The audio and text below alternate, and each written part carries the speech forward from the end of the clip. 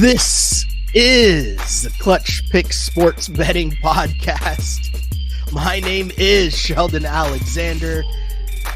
Thank you for tuning into this, another week of football picks. We made it through the NFL season, and it's now playoff time. This is Super Wild Card Weekend, kids. We got playoff picks for you. Made it through the entire regular season, and now it is time to finish strong. Hit the playoffs running. My name is Sheldon Alexander. I'm joined by my guy, Mr. Matt Russell. And first off, get through the particulars of wrapping up a regular season, in which last week, a 7-9 week, which I will take a 7-9 week in week 18 because it's week 18 and it's pure bleepery going on. But it brings a season total to 136, 129, and 7. Listen, it's just the kind of season it's been. But you know what? Playoffs, new life, new time. I'm ready to go. Mr. Matt Russell, how are you feeling on the brink of not just wild card weekend, but super wild card weekend? How are you, my dude? I'm good, man. You hate to say it because, listen, when August rolls around, hell, when a couple even months before that rolls around, you're just dying for the NFL to start, right? And you'd hate to be the guy who is like, I'm kind of done. I'm glad the season's over.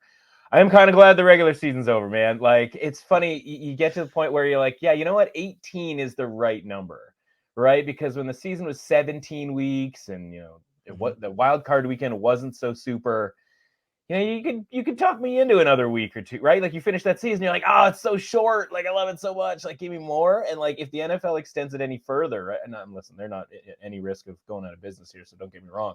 But it's like, I think that would be a mistake because I think, especially combined with how big college football is as well, right? Where that's extending even further next season. It's like, you know what? I think 18 is the right number. Like, the reason I don't love the NBA, I don't love the NHL in sort of in the same way is possibly because there are just too many games. And when it comes to the NFL, because I'm not watching just quote unquote my team, I'm watching every single game, right? Like, that's 270 some odd games. So like, 270 might be the number, right? 270 over 18 weeks might be the number for me. So awesome season. Don't get me wrong. I don't like to talk about one of my superstitions.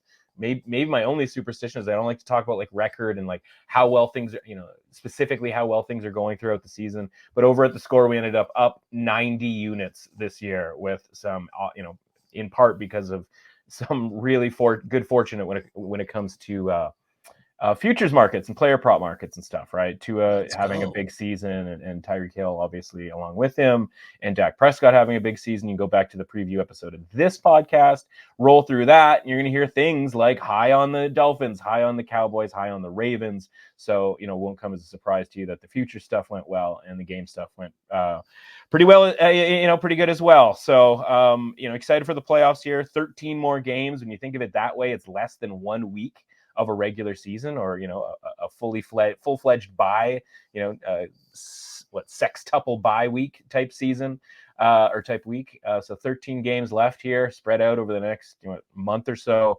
So we're gonna get really deep into some of these games, both here and in my stuff over at the Score. So I'm looking forward to it.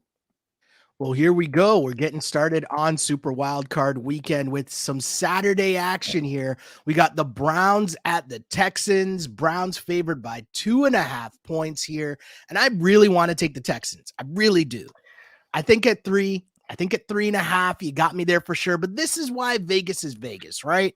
These teams obviously played very recently. And even though that was Davis Mills, not CJ Stroud, I still got to lay the points here with the Cleveland Browns. I just think defense wins. I think, the Texans might be feeling some sort of happy to be here type vibes. Mm-hmm. I don't know. I just feel like at 2.5, the way the defense has been playing, Joe Flacco's a vet, been there before. Don't really know how Stroud's going to react, although I think he'll be good. But it's just, I got to ride with the defense here of the Cleveland Browns. Give me the Browns. I'll lay the 2.5 points. Yeah, it was one of those things where, because the Texans are this kind of theoretically more exciting team or sort of more interesting, you kind of want them to be good. We talked about this before the season, right? Where they went from the team who was like the team we would bet on, plus 10.5 and just kind of hope they could scrape together 60 good minutes each week to this team that was in a bunch of coin flip type games. And they won more coin flip games than they lost. And so, you sort of, not that they're everybody's second best, second favorite team, but they're up there in teams that you want to see succeed. And so when I started digging into this game, my mindset kind of going in was like, okay, well, first of all, what's the number? And the number sort of, I thought should have been around 1.5 for the Browns. So you go, okay, at 2.5, now we're getting closer to 3. And if we could get 3, that would be a bet for me on the Texans. But then the more you dig into the game and you look at like various matchups, et cetera, and obviously how well the Browns have played on offense, in the Joe Flacco mini era here, there's just kind of nothing, there's kind of no path really for the Texans to kind of have an advantage that you can pinpoint before the game starts. Now, listen, once a football game starts, you get into weird stuff. Listen, I've never bet on a team that recovered, or I've never bet on a team that have recovered a muffed punt. So there could be a series of muffed punts that the Texans actually get, or, something along those lines, right? The old fumble at the 1-yard line turns the game, stuff like that. So things could get crazy, but think about it. You mentioned the defense with the Browns, right? Like, no, CJ Stroud didn't have to go against the Browns defense, but at this point, when you look at, especially when you look at the box score from last week, and it's like Nico Collins and no one else, and then the Browns are sitting there with Denzel Ward, right? Like, the Colts don't have Denzel Ward. They do not. And the Browns are getting back Grant Delpit. And so you're getting, kind of the best version here of the Browns, the healthiest version of the Browns, because they come into this game, you could make the case back when that game happened. Unfortunately, as you mentioned, Stroud didn't play, but you could make the case those two teams are about equal. And, we're certainly going through the same thing, right down to like both pass rushers were playing with injuries and, a handful of injuries on the offensive line and obviously throughout the secondary. And then the Browns win that game, you can say because Stroud didn't play, but it sort of set them on a path where they then needed essentially one more game to clinch a playoff berth and then could sit their injured guys in week 18. So they're coming in all fresh, right? And because the Texans lost that game, then they have to play this do or die game last week against the Colts, where it's all hands on deck. Will Anderson's hobbling around out there, right? They weren't even able to get some of their, receivers, everybody outside of Nico Collins, essentially, to be able to play. And those injury reports have looked kind of dicey as well when it comes to Robert Woods, when it comes to Noah Brown. And so you just go like, yeah, it kind of felt like the Texans' victory, their Super Bowl, if you will, was last week against the Colts. And so when you go, okay, well, yeah, okay, they're at home, but like, cool. But the Browns did pretty well in Houston, handling whatever, atmosphere there is in Houston last week anyway, or 3 weeks ago anyway. So you just kind of go through and you go, okay, well, maybe maybe Joe Flacco turns the ball over, et cetera, et cetera. And you go through that and you're like, yeah, he's turned the ball over, but it hasn't much mattered in these games because the offense is so much better with Joe Flacco, shocking, than they were with PJ Walker and Dorian Thompson-Robinson, to the point where those two guys aren't even the backup this week. Jeff Driscoll is the backup this week, which, internally, you try to look for signs with some of these teams. You look and you go, wow, if the Browns don't like those two guys so much that they're willing to make Jeff Driscoll the if Joe Flacco gets hurt option, that must mean that like those guys really, really are bad. And they went to quote unquote war with those guys. And it's just like, that's the kind of deficit that they went into those games with, or at least in their own opinion. And the fact that they won those, a lot of those games to stay, in the hunt and obviously get to a point where when you win 4 straight games, towards the end of the season, you can clinch that playoff spot. Man, like this Browns team, think about it going into the season, right? It was like, well, Browns, man, they're super loaded, like talent-wise. Maybe if Deshaun Watson could just sort of like get back to any sort of semblance of like quality, and like that never happened. It happened for maybe one game before he got hurt. But, listen, kudos. Joe Flacco comes in and he's playing really, really well. And he's found a connection there with Amari Cooper and David Njoku.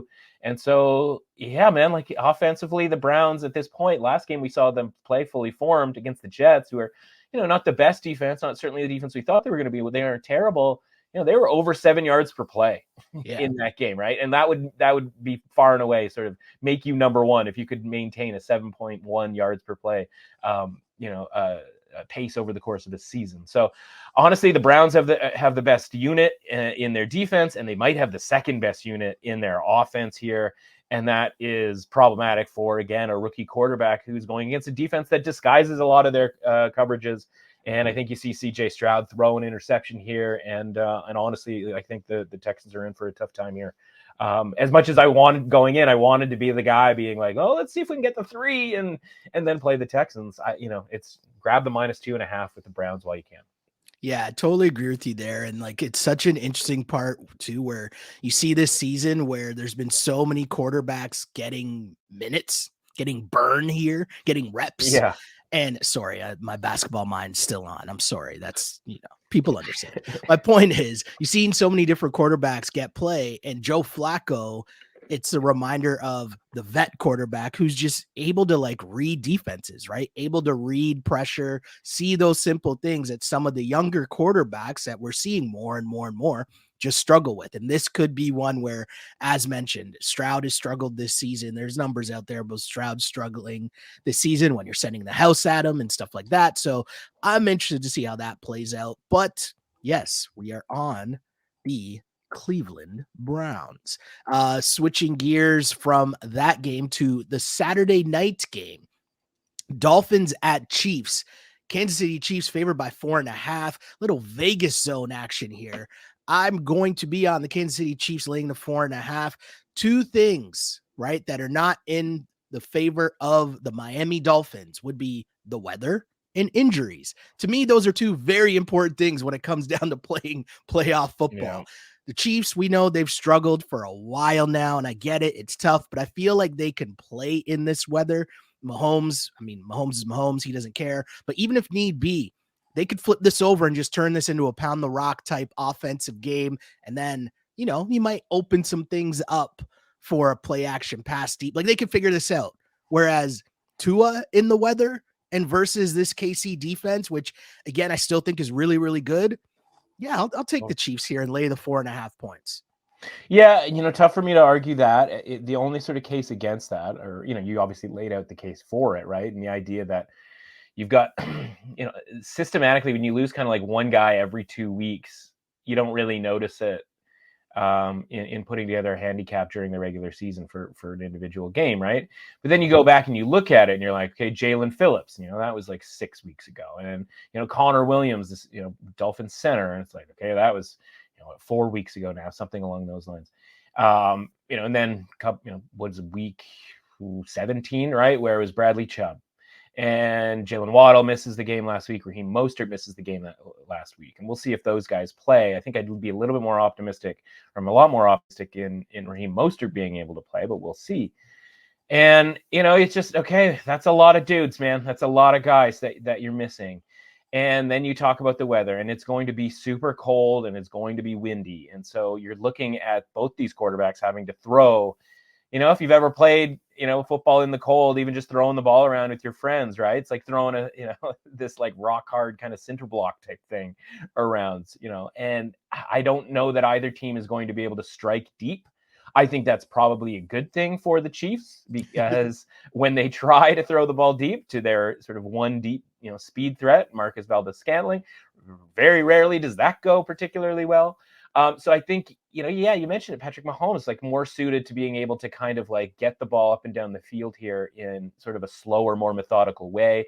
I think as Isaiah Pacheco is going to catch a few passes here. So look for him in the prop market at over 3.5 receptions.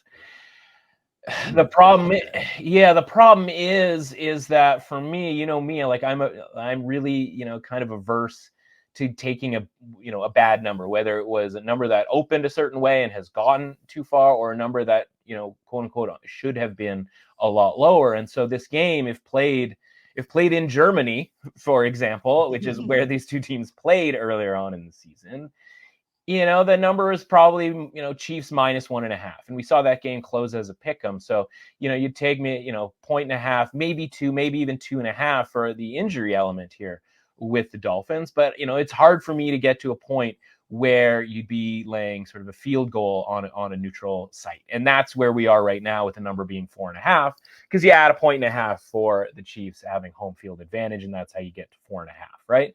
So, yeah, this number normally being, sort of theoretically being 2.5 or 3 under normal conditions. It's like now I'm asking the Chiefs to do a thing that, listen, it's not 7.5, but 4.5 is a number that this game, because it's so kind of grimy and tough to move the ball, this game is sort of a 3 or a 4 point game, and the Chiefs have the ball late, right? There's obviously no reason for them to cover this spread when they can get out of Dodge with a victory. So I'm looking more to the total, and I know it's sort of like, oh God, Russell's on a total. Like, everybody look out here. We're going to get hit with multiple defensive touchdowns. There's going to be a shorthanded goal. Like stuff like that.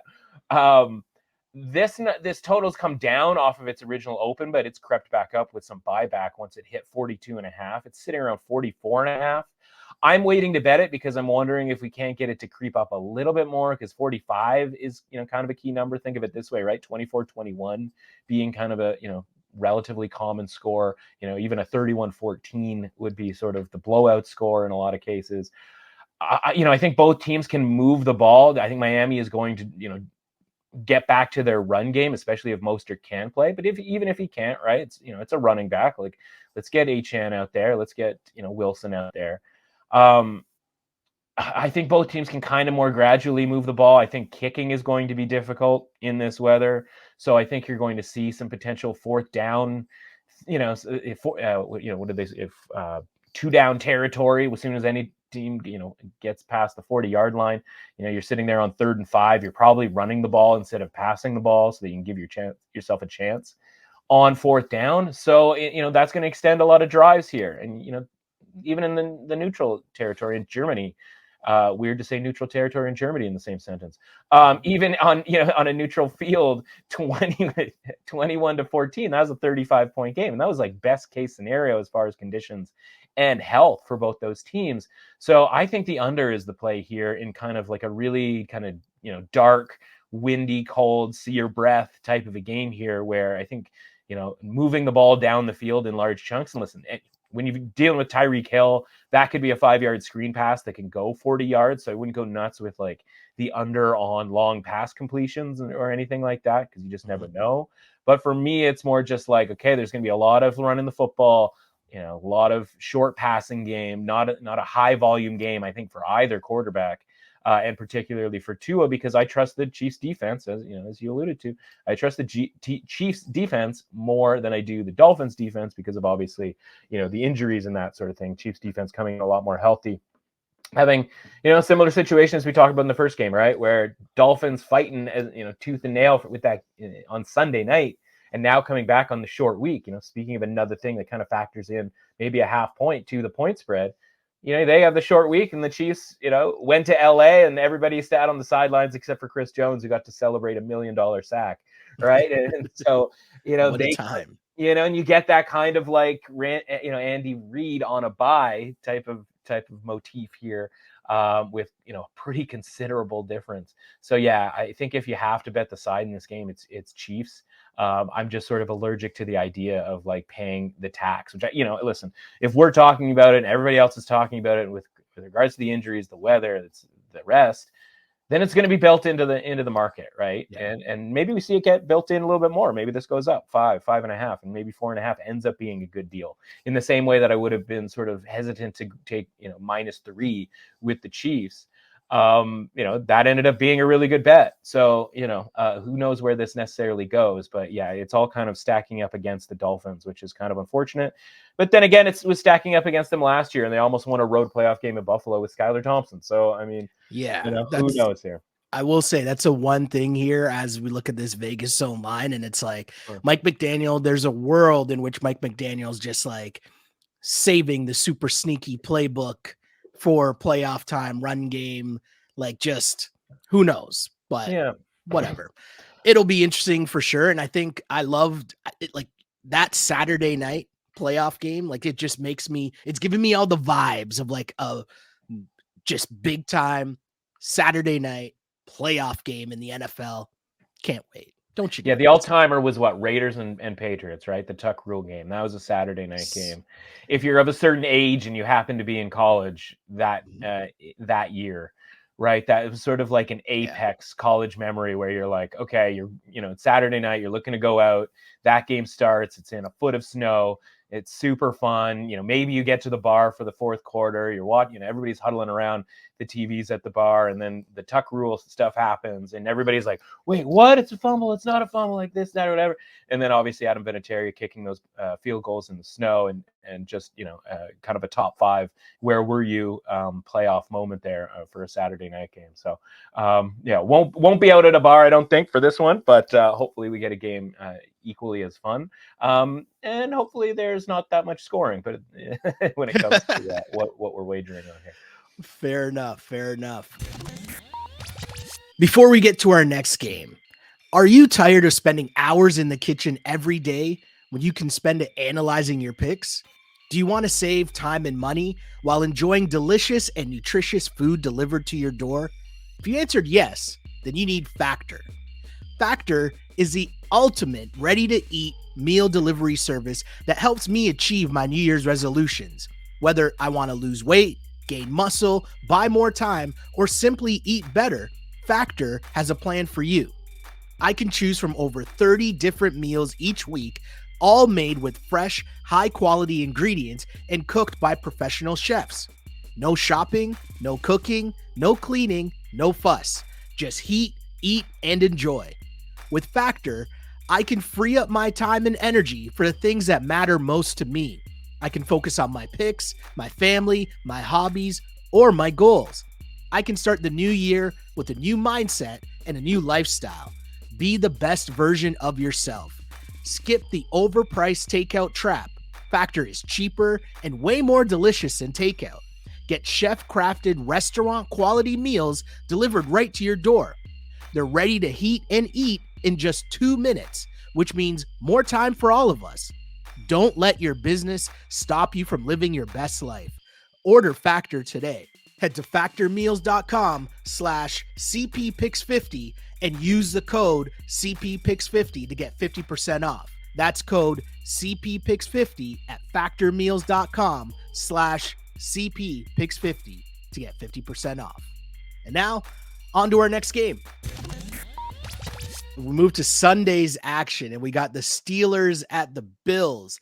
Bills at home and favored by 10 points. The Bills made it. They won their division, but they did not look that great. But they did it. Hey, they're here, and, new life in the playoffs.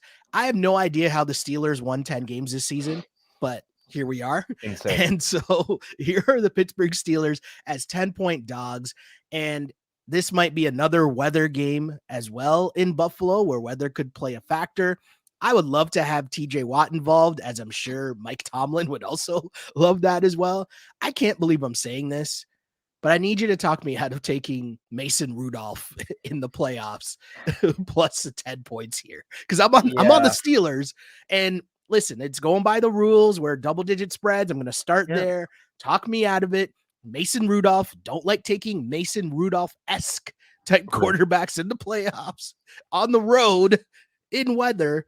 But again, here we are. And it's more so, I guess, the Bills haven't shown me like enough to be like, I'm going to take you to win by 10 against anyone.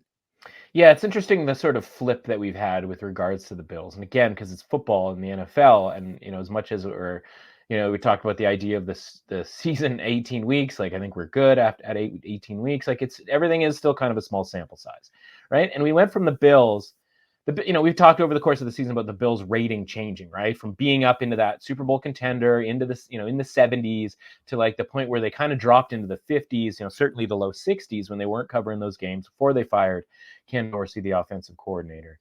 And now, almost immediately, in pick'em games against the Eagles and stuff like that, and the Chiefs, they went right back to kind of this contender rating. And that has proven sort of correct in that they've won all these games to, snoop the 2 seed in the division from the Dolphins and find themselves in this great spot. But what are the 2 games that they didn't cover in that stretch of, what was it, 5 or 6 straight wins? And it was big number against the Chargers, big number against the Patriots. And so they went from this team that it was like, can they win the, big game against the good team where they, the line was close, and we know that they can blow teams out, to kind of the opposite, where they win these close games. And despite the fact that they just it's just ridiculous turnover after ridiculous turnover. And you're sitting there going like, what is Josh Allen?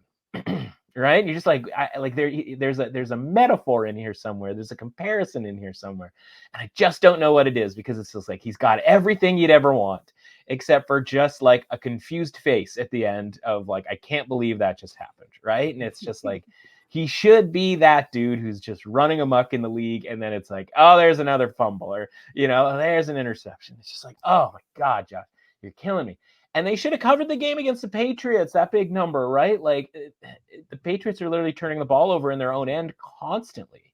Yeah. And it's like, if you can't cover that number, why am I to expect you to cover this number? And so, full disclosure, right? We're talking here on a Thursday morning, and just the way that the schedule shakes down, where I've written and finished and published, you can read them right this second, my previews for the two Saturday games, the two games that we just talked about. Well, as soon as we're done talking here, it's Sunday preview season over here for your boy, with the idea that all of those get written and finished by Thursday night, so that you have Friday and Saturday to read them, and then obviously subsequently Monday will come later. So this is one, other than, unlike basically the rest of the games that we're going to get to, is that I haven't come to a conclusion on what I want to bet, because honestly, like, I look at it and I go, can I look myself in the mirror betting on Mason Rudolph and betting on the Steelers without TJ Watt? Because I know that they're 1-10 without TJ Watt. Yep. And there's a distinct difference from a points per game standpoint. So when we're talking about players, when they, it's always, oh, this player's out, what does that mean to the point spread? What does that mean to the money line in various sports? And it's really hard, again, small sample size, but is it a small sample size in football? 11 games. If this guy means like a full touchdown to their points per game, like, how is that only essentially like a half point difference? Because it's worth mentioning that even if TJ Watt was in the lineup here, based on the ratings of these two, these teams, this is probably -9, right? It's certainly not -8.5, because then you could tease the Bills under 3, and good God, how great would that be? So the line's probably 9 with TJ Watt, and now it's just 10, without him. It's like, 10 is somewhat of a key number, right? Like a quasi sort of outside the big boy key numbers. It's, it's a secondary key number. So it's not just 1 point. It's sort of like 1 point with an asterisk. But man, that might not be enough. And we'll know. I'd like to think we probably know pretty soon on Sunday at 1:00 here. Okay, like, are the Bills jumping out to a lead? Because are the Bills moving the ball? But honestly, like, whether it's the turnovers or not being able to move the ball against the Patriots, which is really the bummer thing, where they were scoring points on those short fields that Zappe created for them. But you know what? Mason Rudolph could probably create some short fields as well. So I just look at this and I'm with you. It's like a lot of points. But again, that a lot of points is great until you look up and it's like 20-3, because Mason Rudolph can't move the ball in cold weather, potentially some winds here as well. And the Bills are able to do kind of just enough. But honestly, I'm not even positive the Bills can do just enough, because there have been some kind of down moments here with this Bills offense. And we just talked about some of these teams that were playing kind of tooth and nail last week. And the Steelers are playing tooth and nail. They had an easier go of it. It was kind of a weird game, gale force, monsoon adjacent type deal in Baltimore. But it's kind of a short week for the Bills. You had to kind of put everything into that game, even if by the time they got to that game, they at least knew they were going to make the playoffs. But they wanted to win the division for obvious reasons. You get this sort of cozy matchup in the wild card weekend, which no other team has here, as you can tell from all the other point spreads. So I'm not going to get in your way here when it comes to the Steelers +10, but I'm also not going to commit to it, because I got to do a little more digging here to kind of find a way to actually believe the Steelers can kind of keep this game close. Yeah, no, it's super interesting stuff for sure in that one. That just opens the door for some great games on Sunday's action as we move on and we find the Packers at the Cowboys. This might be a weight class thing for me. We see the Cowboys are favored by 7.5 points here, which again is a lot, but let's discuss. I'm saying this as someone who hasn't been able to read the Packers at all this season, right? But one thing we have been riding, or I've been riding for sure, Cowboys at home against teams that I'm not really sure how good they are. Mhm. The Cowboys do what they do and they smash these teams. So 7.5-point spread, I shouldn't really be that afraid of. If I'm afraid of the extra half point, I shouldn't be, right? Mhm. Now, the Cowboys do put up a lot of points at home against these not so good teams. And the Packers, on their side of things, they haven't really played a good team in like over a month. Like we're talking Bears, Vikings, Panthers, Bucs, like they haven't really done much as of late. So for that reason, I'm going to be laying the 7.5 points with the Dallas Cowboys and Mike McCarthy, giving them a little, letting the Cowboys get some happy playoff vibes before it all comes crashing down, as we know that it always does for the Cowboys. But they get one home win. Right. I think that's pretty good for a week. Let them hype themselves up. How about them Cowboys? Yeah. So, okay, a couple of sort of things, right? One, we obviously, as we talked about earlier, very early in the podcast, going back to before the season, it was like, all right, Cowboys, I think, high on the Cowboys, right? And a lot of that was, production oriented, right? So why we won bets on Dak Prescott to do things, this season, as in lead the league in touchdown passes. So, obviously kind of high on the Cowboys as a concept this year. There's a sports book. I'm not going to give them the plug necessarily, but they offered this sort of promotion before the season started. And it was like, you can bet on any team you want to win the Super Bowl. And you get essentially like $20 a week for every win they get over the course of the season. Right. And so at like a minimum bet of like $200, right? So just do some math there, right? You're going, okay, at $200, like I need this team to win 10 games to free roll into the playoffs. And it's at that point, it's a free roll bet. So it's like, I want to try it on something that is a little bit of a longer shot than taking like the 49ers, for example, right? And so my choices kind of came down to either the Ravens or the Cowboys. And I felt actually a little bit better about the Ravens, that I would actually wager my own money on the Ravens. And I felt kind of less great about the concept of the Ravens getting to 10 wins because of how difficult the division was. So I went with the Cowboys. So I'm sitting here with a free bet on the Cowboys for like multiple thousands of dollars for them to win the Super Bowl. Then you watch the season and it's going well as far as the production that we talked about with Prescott and Lamb, et cetera, et cetera.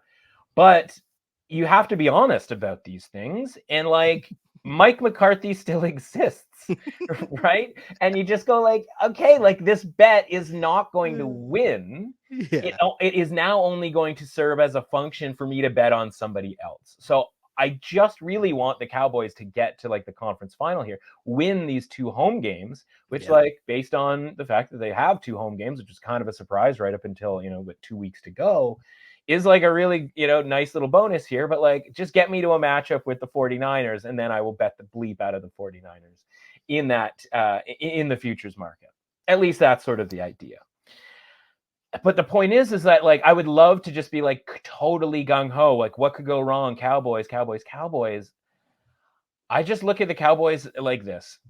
We got, when I made that bet before the season, it was because they were rated in a certain way, right? That kind of low, mid 60s, not a Super Bowl contender type of deal.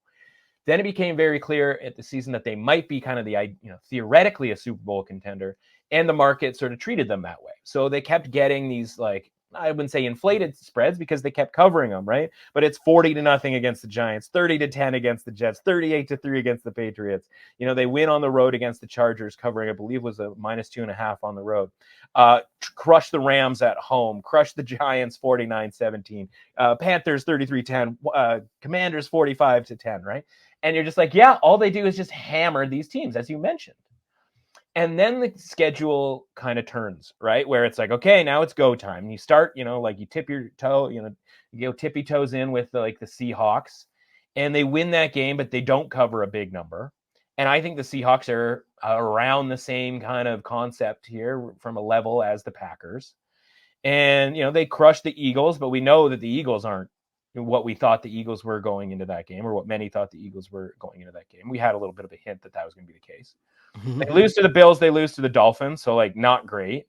And then they, probably could have, should have, maybe lost to the Lions, right, in that game. And so like there's a lot of non-covers there down the stretch once they Yeah. started playing real teams. So you mentioned the idea of like the Packers kind of not really playing real teams.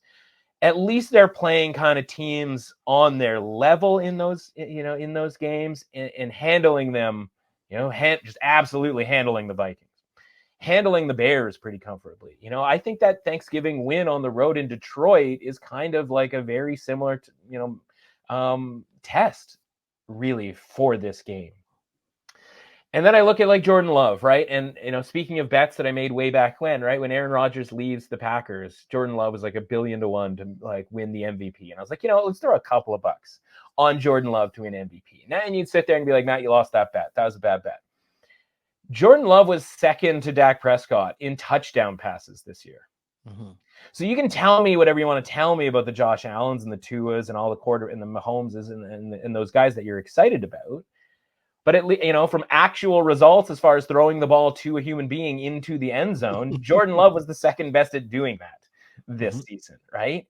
And so the Cowboys, had lost Hankins, their defensive tackle, a few weeks ago, and they have become more vulnerable on the ground. And Aaron Jones has come back after sort of being star-crossed throughout the season. Like, is he going to play? Is he not going to play? Is he going to play for 5 plays and then be out? He's now, you've seen it the last few weeks here. He's now in there and he's running amok. And you forget that Aaron Jones might be a top 5 running back at this point in the league. And so if the Cowboys are going to allow more, more yards on the ground here and set Jordan Love up in a Packers offense that they're pulling guys, as we've talked about before, I think like Melton, right? Like, who's that guy? It's like, oh, he was on the practice squad and they had a bunch of injuries. So like now he's 100 yard per game, like dude catching touchdowns and fighting for balls and stuff like that. There's a lot of weapons. There's a lot of ways for the Packers to score. And I think they score with the Cowboys in this game. I wouldn't be shocked if they won this game outright, but I'm definitely into the idea of taking the Packers plus this many points.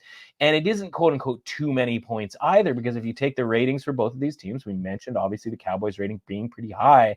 And the thing that scares me a little bit here, just in general, is that the Packers are at the top of their we talk range, right? And it's like, oh, when they're bad, it looks bad. And they're probably like a 35. And when it's good, it looks pretty good. But like, how good could it be? Like, well, they're kind of just an above average team here. And maybe the top of their range is 55. They're being rated right now into the low 50s, right? It's a 52, 53 situation for the Packers. So it's essentially as high as it's been all season. And that's usually kind of a sell, the idea of a sell point when you get that high within your range.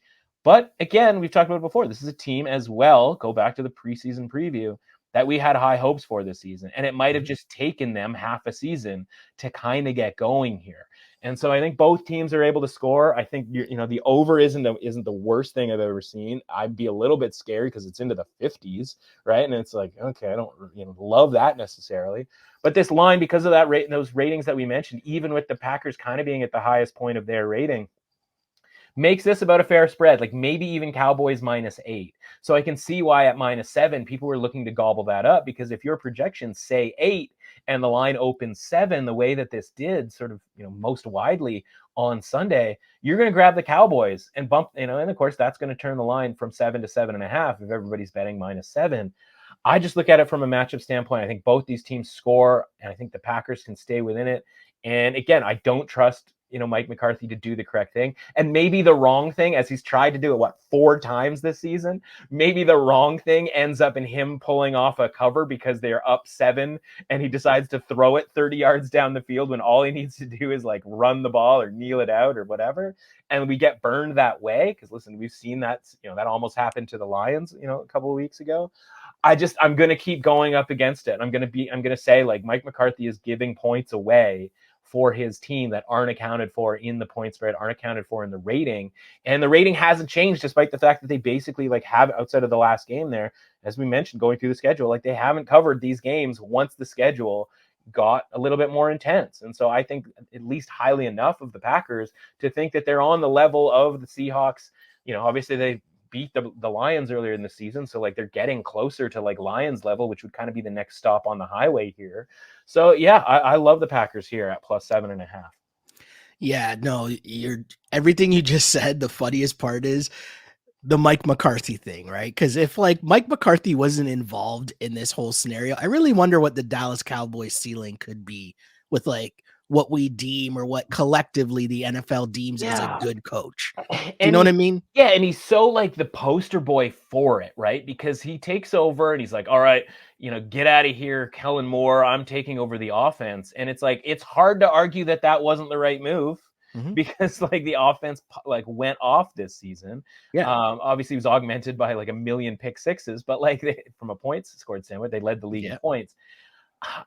But that's the point. And you have all these teams that are now hiring, head coaches, and it's going to be interesting to see and evaluate who gets what job, because it's like, yeah, just because you're a really good offensive coordinator, which I think Mike McCarthy probably is, doesn't mean that you're a really good head coach. And, Antonio Pierce, for example, right? That's a guy who probably wouldn't ever be a coordinator in the NFL. But like, if he can do the things at the very highest level, like that a head coach should be doing, that we should be sort of interviewing guys to do, because we grab all these guys and think, there's a bunch of, hot offensive coordinators, Ben Johnson with Detroit, Bobby Slowick with the Texans. Like, what if those guys get head coaching jobs? And it's like, cool, you're probably going to have a good offense, but like, are you going to be Mike McCarthy and give points back for dumb decisions when it comes to in-game management, right? Yeah. And like, there are probably people off the street, hell, you and I could probably come in and do a better job of in-game managing, right? And if you don't have a guy in your ear as a head coach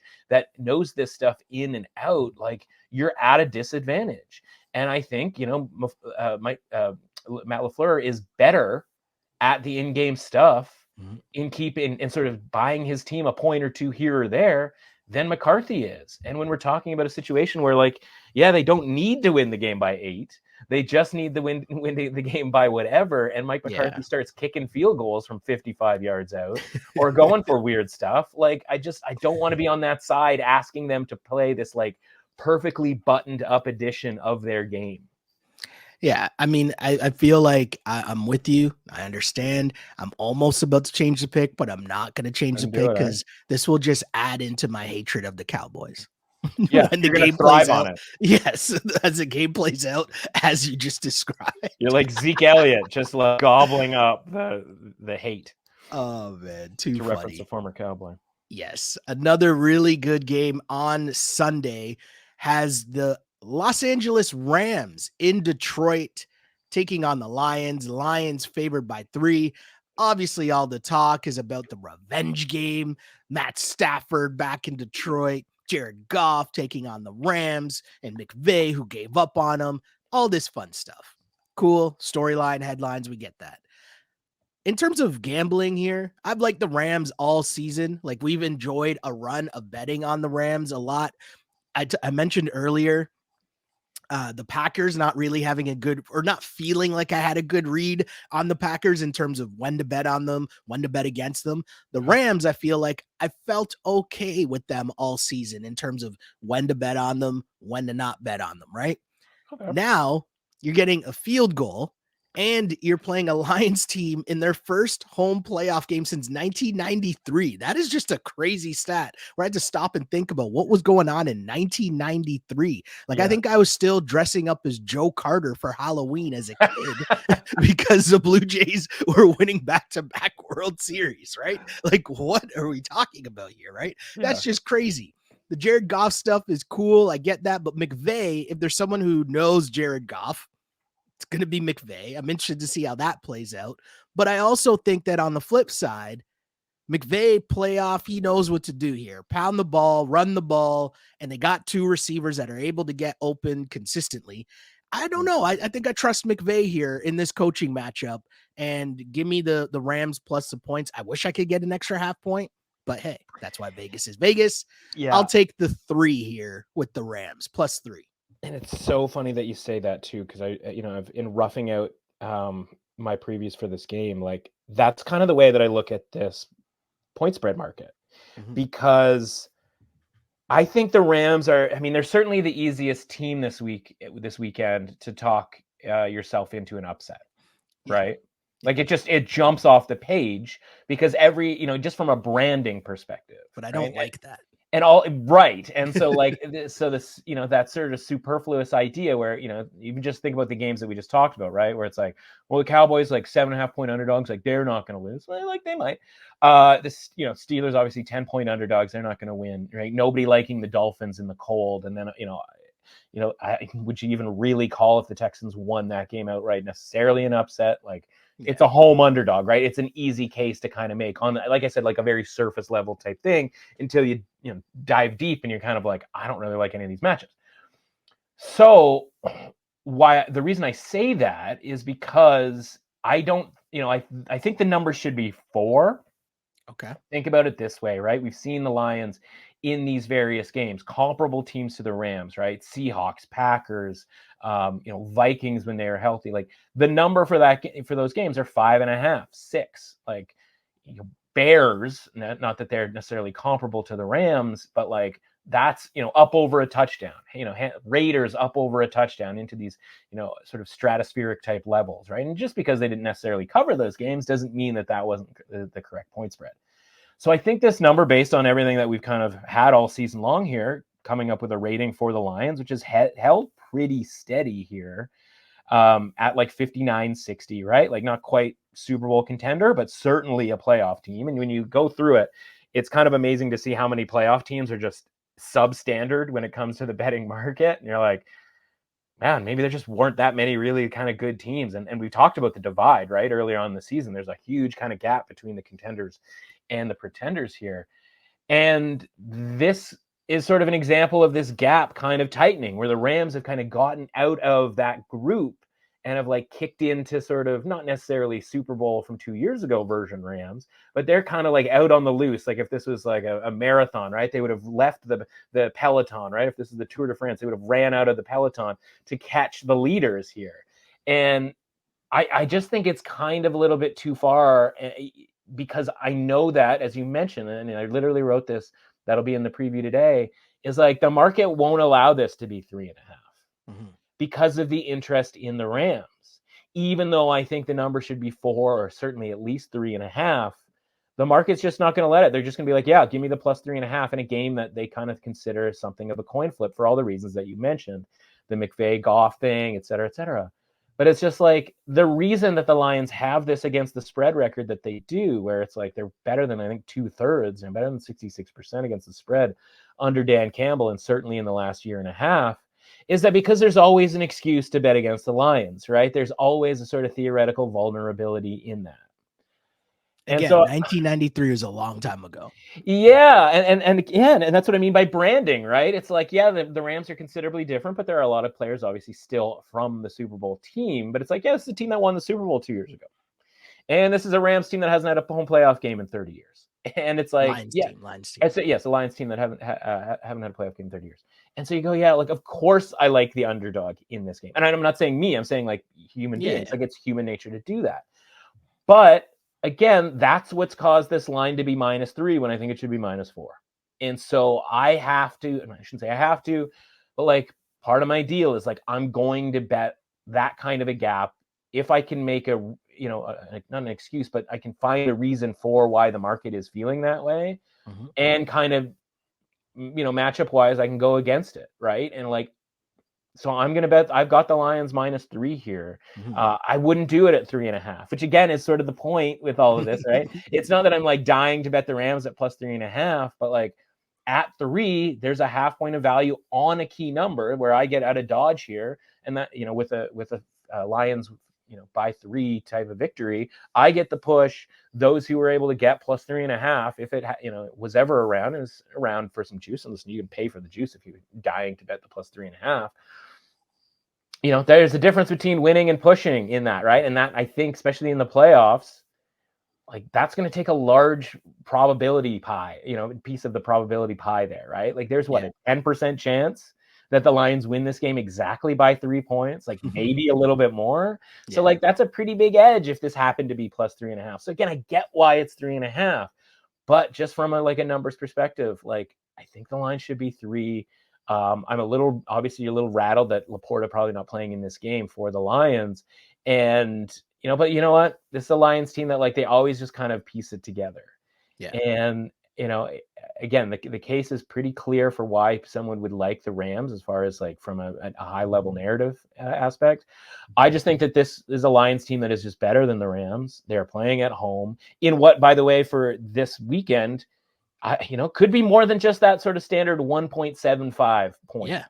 Right. Fired up fan base. Gotta be. Yeah. Right? And if it's more than a 1.75, right, it's a 2.5, at which point you're telling me the Lions are only like a half point or 1 point better than the Rams are. And it's just like, it's been cool that the Rams have gotten to this point, but like, whatever, 3 weeks ago, they were -3.5 to the Saints at home. And it's just like, how did we get here where they're suddenly like kind of being considered on the same level as the Lions? And, again, if they didn't have this against the spread record, the Lions, where you're constantly like, yeah, they're being underrated, thought of, then maybe it's a different story. But like, they constantly cover point spreads. They are not a disappointment in, from an overall perspective in the betting market. So it's like, yeah, I get the team that covers like all the time, and I get them at what I think is a little bit of a discount here, or at least a 10%, win probability discount. It's like, yeah, I'm going to take that.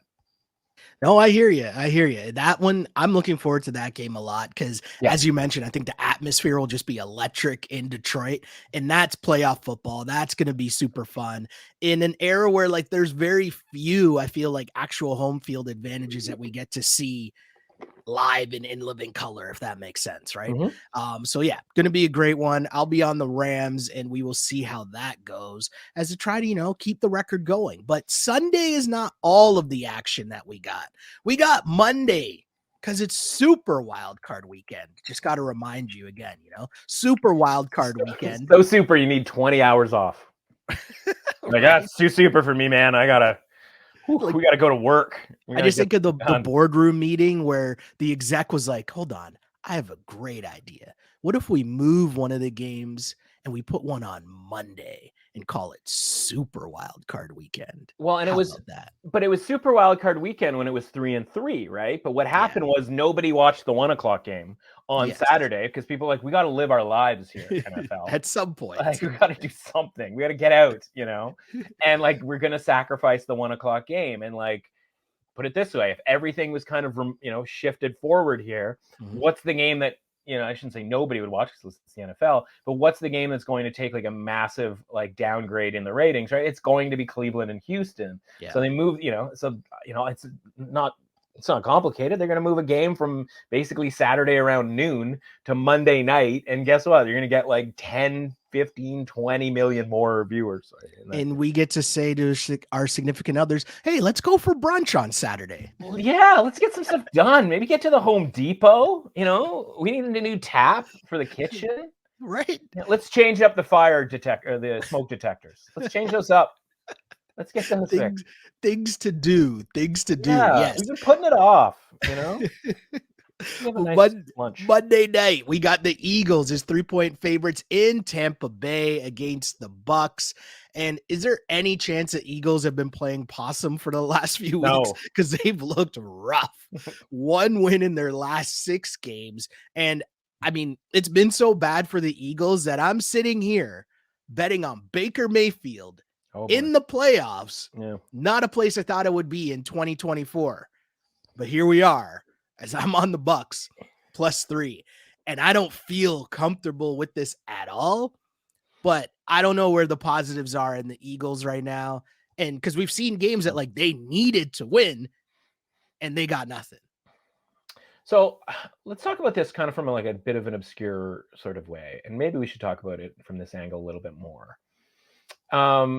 We talked about the idea, like, okay, all these teams, how could this team get upset? This team could get upset, right? This falls in the same category where it's like, well, the Eagles, they haven't looked good, but like, they're not going to lose, right? They're not going to get upset in the first round, right? Like, it's, again, a lot easier to see the Lions lose in the first round than it is the Eagles, even though the Lions are playing roughly a billion times better than the Eagles are coming into the playoffs. And of course, it helps that, the Buccaneers, who played in this Monday night game last year and got housed by the Cowboys, and essentially all they've done from that point to this point is trade Tom Brady for Baker Mayfield. And so it's like, Oh God, when you put it that way, like that's rough. But the sort of obscure, sort of abstract way I'm looking at it is from the opening point spread. Okay. And so, based on kind of the branding issues that you have here between the Eagles and the Buccaneers, the opening point spread was -1.5 for the Eagles, right? Okay. And so, this is the playoffs, man. Like, this isn't week 10 and there's 15 games and like this is buried in a 1 o'clocker and we don't know who's going to play and all that kind of thing.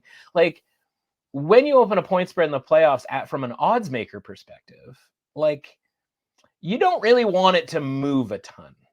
Like, you're really trying to get it right the first time. And again, there's only 6 games, so like you can put a full focus into the line that you make. And they made this game 1.5. And so it kind of comes down to, I shouldn't say come down to this, but at least the way I think about it is I go, who do you trust more? The like small room of people making this line, which normally the answer would be not them, but I think in this case it is them, or the people kind of looking at that number going, I can get the Eagles under a field goal. Like, I don't care how bad they've looked. Like, give me the Eagles under a field goal. And so much so that it's pushed this up to 3. Like, I kind of think the odds makers were right in the first place, and that this line should be under 3, and it should be what I would perceive to be a difficult decision on whether to bet the Eagles under a field goal or to ask the Buccaneers essentially at that point to win the game outright. Because when you're looking at a +1.5, +2, that's kind of the thing that you're asking them to do. Now that this line is up to 3, bet up to 3 by a market that honestly, in some cases, like, is it because you really like the Eagles or because you think everybody else is going to like the Eagles? Because if you're sitting there with a -1.5 ticket, now you can bet the Buccaneers at +3 and you win if this game lands on 3. So you've essentially created a synthetic line of +3.5. Now, how great would Bucs +3.5 be, right? And all you had to do was bet the Eagles at -1.5, thinking correctly, as it turns out, that the line was going to go up for you to be able to come back later in the week when limits are higher and bet back even more on the Bucs. So I kind of think that's what's kind of happened here, where it's like the line was probably correct in the first place. The assumption that everybody was going to like the Eagles, even despite their struggles, and God knows there have been a ton, that was going to create the market to go up.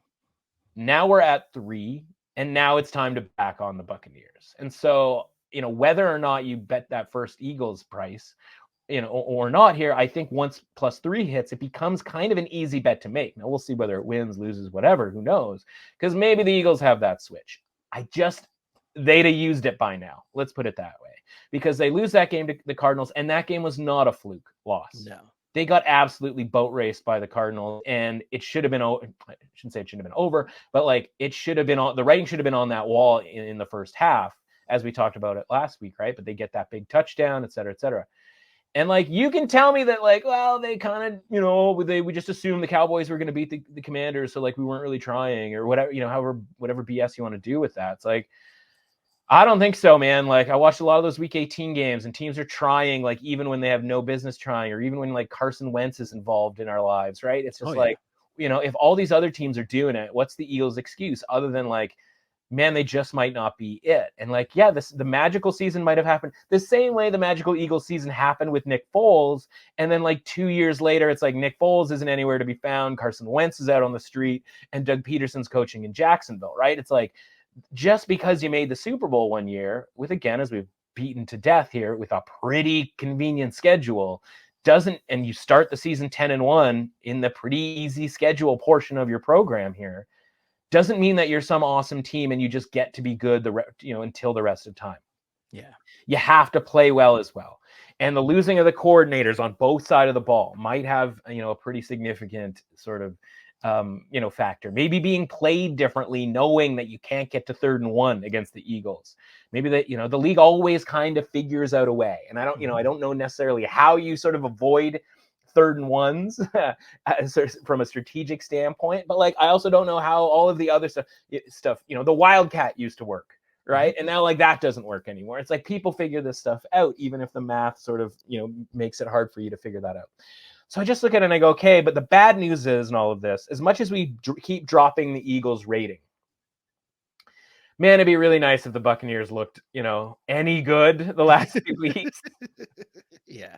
Of It's course. like Of first, course.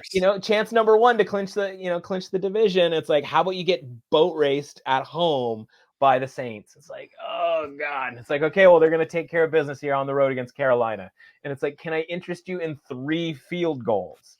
And it's like, well, no, but I mean, I guess if you just shut the other team out, well, I'll take it. But it's like, God. And like Baker's like, he's feeling a little just happy to be here, as far as like he's got the grin going about like, we won the division, even though I'm like super banged up and all of that kind of stuff. And it's just like, man, like I can't say that the Buccaneers are some serious team, right? It comes down to like, I'm getting the 3 points here. The market's pushed it out. As I mentioned, with regards to kind of how I think the market is sort of being played with here a little bit, I wouldn't be shocked if this game came back down to 2.5. At that point, you're the reason it's not going to is because you really leave yourself vulnerable at +3. If all you've got is early week -1.5, -2 tickets, then a ton of +3 tickets once limits went up. Like, why with heavy limits would you want to go back down to -2.5? Right?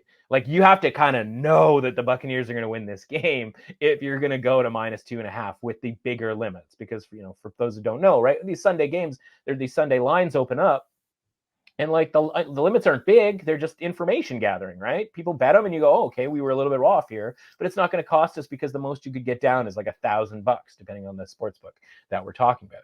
It's like, once you get to Friday, Saturday, Sunday, we're talking about tens of thousands, hundreds of thousands of dollars in limits here. So like, you're going to find out who people really like here after this podcast airs. And so it'll be interesting to see where this line goes. I'd be shocked if it went to 3.5, because that means going all the way through 3 on this Eagles team that, again, injuries, you can throw some of that into the mix here with some of the guys that are hobbling off, but just general ineffectiveness and a defense that like can be vulnerable, and I think can be vulnerable to Baker Mayfield, because the one thing that you can sort of hang your hopes on here is that the Panthers and the Saints have just a better pass defense than the Eagles do. And so maybe that's why it didn't look so great for the Bucs these last couple of weeks. Maybe it'll go back to looking like it did against the Packers 3 weeks ago, where the Buccaneers were certainly capable of just absolutely lighting up a bad secondary. And that's kind of what I'm hoping here with the Bucs. I like this, to me, is the upset of the week. If Sunday night doesn't work out, which again, I kind of don't think it's going to, this is the one where I think, to me, the upset makes the most sense. It'll be, again, this is a great wild card weekend, because I feel like in years past, there's way more like bigger point spreads. It's so much better than it could have been too. Yeah. Yeah. Right. And I just think like that has me looking forward to each and every game, right? Like each and every game, there's like interesting storyline, just interesting matchups. And I can't say that, you're for sure on a side for any game, because they're all so like interesting. Like I wouldn't be surprised by any outcome in any of these games, is what I'm trying to say here. But as you mentioned, between now and Saturday, there could be some more line movement in one game or the other. But where can the people find you to get the information they so crave? Yeah, everything I write over at The Score, on your phone, on the app, over in the bet section there. We're giving it the Thursday night, Monday night type treatment here, right? Where it's every game individual preview. We're looking at the line, what the line sort of should be, what the line, why the line is what it is, and then props. During the regular season, it's kind of one player prop from a yardage or completions or whatever perspective, and then one touchdown. For these games, you're going to, for the most part, we're going to go up to 2 touchdowns, maybe even 3 anytime touchdowns, and sort of look at a 2 or 3 player props here, so that even if we don't necessarily love a side, and we'll have a side or a total for every single game. That's the struggle I have here with Pittsburgh and Buffalo, because that total is so low that I'm not dying to hit the under, and I'm certainly not looking to get the over either. And obviously we talked about the idea of the point spread being a difficult challenge, because sometimes there's going to be props that we like a little bit more, but everything you'd ever want, basically. And I should mention a couple of other things in the deep recesses of the preview. You got to scroll all the way to the bottom. I'm throwing in a same game parlay for everything. And I want to sort of just put this out there for people. Like, we're talking like the $5, if you get the sweat free, refund parlay type deals, that kind of thing, a bonus bet, that kind of thing. I put something in at the bottom for everybody. It's going to be, I think the idea is every game is going to have 100-1 same game parlay in it at the very bottom, just for a couple of dollars. If you promise me you won't parlay anything else.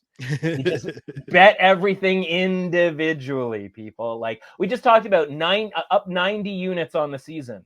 Yeah. None of those outside of the round robin money line parlay that accounted for, I think, somewhere around 10 or 12 or something like that. None of those were parlays. This is just the accumulation of winning bets every Monday, every Thursday, every Sunday, like over time. Like it adds up. Treat the playoffs the same way. And in exchange, you get a little $5 100-1 stupid same game parlay at the end. And then later on this week, everybody who loves the old round robin underdog money line parlay, can't really do it this week unless you literally expect like all 5 underdogs or 5 of the 6 underdogs to win. If you do, listen, knock yourself out.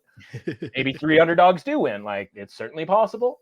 Yeah. We're going round robin anytime touchdown parlay. Let's go. 5 touchdown scorers at sort of better than plus 150, maybe even a little bit longer than that, depending on the game.